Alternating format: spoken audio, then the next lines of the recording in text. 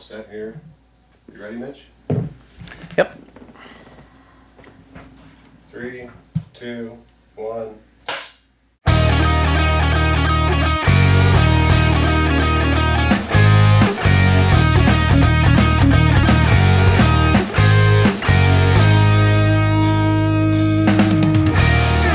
Welcome to a brand new episode of The Toy Shelf. I'm your host, Mitch Live, and I collect action figures. Today's episode is part one of a 4-part series looking at action figures that are based on characters from my favorite movie director, Quentin Tarantino. Now, I stated in a previous episode that Sin City is my favorite movie of all time. I know it's kind of weird that, my favorite director didn't write or direct my favorite movie. But actually, side note, he is credited as a guest director for one scene in the movie Sin City. I think it's the car chase scene. But when I say that he's my favorite director, it's more like I'm saying that he's made more films consistently. I like most of his films. He just seems to be the director who makes movies that I like. I've got some close favorites. I'm not saying that there's a lot of directors that I really love.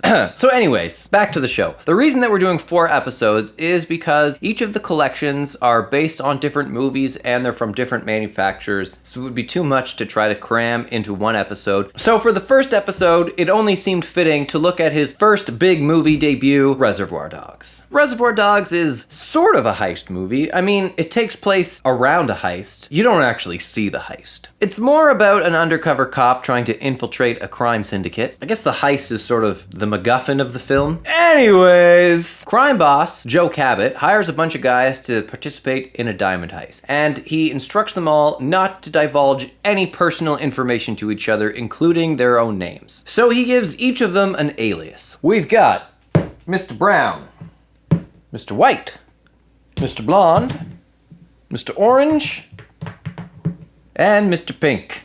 Why am I Mr. Pink? 'Cause you're a alright? Some guy on some other jobs, Mr. Purple. You're Mr. Pink. They all dress super sharp and walk down the street in slow motion wearing ultra cool sunglasses in the title screen.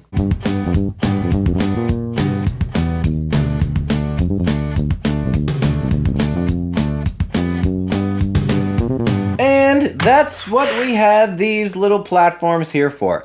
Not only are they the platforms that come with the guys to make them stand, but they also fit together like so to form this little section of road, like when they're walking down the road in the beginning.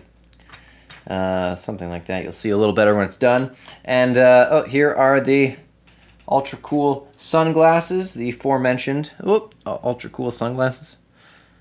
And they also come with, of course, the bag of goods. And so you could tell that their legs are sort of stuck in this position. They're meant to look like they're walking. So they're not really that posable or bendable, but you'll see when they're all set up how they definitely look like they're all kind of walking down the street. It's pretty badass. So no complaints there.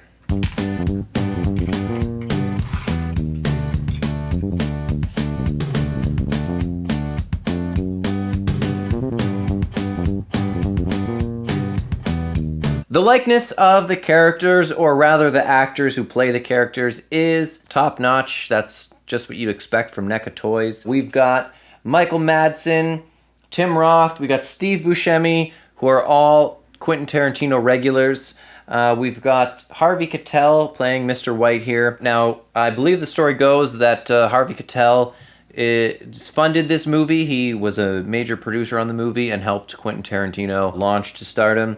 And I think he was given the option to pick any role that he wanted to play in the movie, and he wanted to play Mr. White here. And then, of course, finally we have the man himself, Mr. Tarantino. These figures are sold individually, but I was lucky and got them all in a set. I'm pretty sure it was a Toronto Comic-Con. I found them. I think I paid about $85 for the box set. And since I got them all together, I'm going to go ahead and call this a complete collection, and we'll go ahead and give it that collection complete stamp. I really enjoyed this film. It is a little weird at the end. I don't want to spoil it for anybody. I'm just gonna say this. All the people on the internet are arguing about whether Guido or Han Solo shot first. I don't care. I'm much more curious about, well, the ending of this movie. The last thing I'm going to show you today for my Reservoir Dogs collection is this box set of shot glasses that they released for the 15th anniversary of the film. Now, I got this at a random store in North Bay, which is closed